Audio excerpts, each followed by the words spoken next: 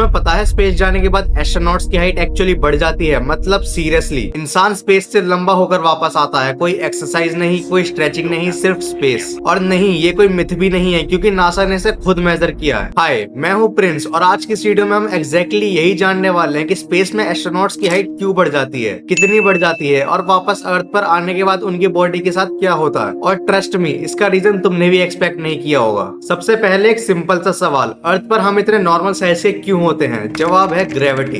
अर्थ की ग्रेविटी 24/7 हमारी बॉडी को नीचे की तरफ खींच रही होती है। इसका सबसे ज्यादा इफेक्ट होता है हमारी स्पाइन पर, यानी बैकबोन। हमारी स्पाइन एक सॉलिड रॉड नहीं होती, वो बनी होती है मल्टीपल बोन से, जिनके बीच में होती है सॉफ्ट डिस्क, बिल्कुल स्पॉन्ज जैसी। अब अर्थ पर क्या होता है, ग्रेविटी इन डिस्क को कंप्रेस कर देती है। इसीलिए सुबह उठते वक्त हम थोड़े से ज्यादा लंबे होते हैं और रात तक हम 1-2 सेंटीमीटर छोटे हो जाते हैं। ये नॉर्मल है, तुम्हारे साथ भी यही होता है। अब इमेजिन करो, स्पेस में ग्रेविटी ऑलमोस्ट जीरो होती है। इसको कहते हैं माइक्रो ग्रेविटी। यहाँ ग्रेविटी स्पाइन को कंप्रेस नहीं करती। रिजल्ट, जो डिस्क अर्थ पर दब जाती है वो स्पेस में रिलैक्स हो जाती है, एक्सपेंड हो जाती है। और जैसे ही वो एक्सपेंड होती है, स्पाइन लंबी हो जाती है। बस यही रीजन मेन है कि एस्ट्रोनॉट स्पेस में जाके टॉलर हो जाते हैं। अब बात करते हैं नंबर्स की। नासा के डाटा के अकॉर्डिंग एस्ट्रोनॉट्स एवरेज 3 से 5 सेंटीमीटर तक लंबे हो जाते हैं। कुछ केस में 7 या 8 सेंटीमीटर तक भी रिकॉर्ड हुआ है। सोचो, अगर तुम 5'7" हो, स्पेस में तुम 5'9" या 5'10" हो सकते हो, फ्री हाइट अपग्रेड। पर यहाँ एक डार्क ट्विस्ट है, ये हाइट इंक्रीज बिल्कुल भी हेल्दी नहीं होती, क्योंकि जब स्पाइन ज्यादा स्ट्रेच हो जाती है तो एस्ट्रोनॉट्स को एक्सपीरियंस होता है severe back pain, stiffness, movement problems. और इसी वजह से स्पेस में एस्ट्रोनॉट्स को डेली एक्सरसाइज करना पड़ता है, चाहे उनका मन हो या ना हो।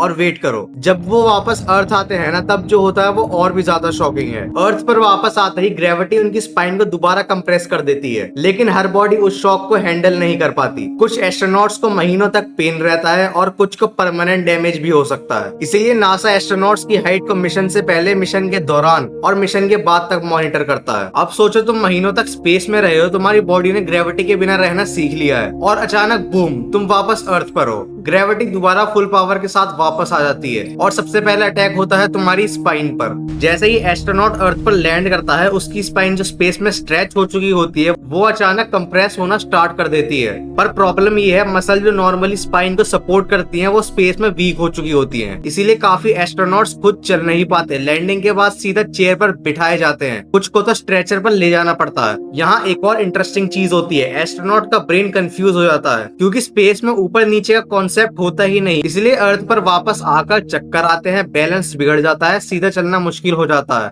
इस प्रॉब्लम को कंट्रोल करने के लिए नासा एस्ट्रोनॉट्स को स्पेस में भी हार्डकोर ट्रेनिंग करवाता है। डेली 2 से 2.5 घंटे exercise, resistance machines, treadmill with straps, ताकि वो उड़ ना जाए। अब सबसे इंटरेस्टिंग सवाल, क्या कोई एस्ट्रोनॉट परमानेंटली लंबा रह सकता है? शॉर्ट आंसर, नहीं। जैसे ही एस्ट्रोनॉट अर्थ पर कुछ टाइम बिताता है, ग्रेविटी धीरे धीरे स्पाइन को वापस ओरिजिनल लेंथ पर ले आती है। मतलब जो 5-6 सेंटीमीटर स्पेस में मिले थे वो कुछ दिन में या वीक्स में चले जाते हैं। लेकिन कहानी यहाँ खत्म नहीं होती। अगर फ्यूचर में ह्यूमंस मार्स पर 1-2 साल रहे या मून पर परमानेंट बेस बने, तो क्या हमारी बॉडीज परमानेंटली चेंज हो जाएंगी? क्या फ्यूचर ह्यूमंस अर्थ पर वापस आने के लिए लायक भी नहीं रहेंगे? और सबसे स्केरी बात, क्या स्पेस ह्यूमंस के लिए नेचुरल जगह है ही नहीं? अगर कोई एस्ट्रोनॉट 6 महीने के बजाय 2-3 साल स्पेस में रहे, जैसे मार्स मिशन या मून पर परमानेंट बेस, तो क्या होगा? साइंटिस्ट के अकॉर्डिंग ह्यूमन बॉडी अर्थ के लिए डिजाइन हुई है, स्पेस के लिए नहीं। लंबी ड्यूरेशन के मिशन में स्पाइन परमानेंटली वीक हो सकती है, बोन्स की डेंसिटी कम हो जाती है, मसल्स अर्थ की ग्रेविटी के लायक नहीं रहती।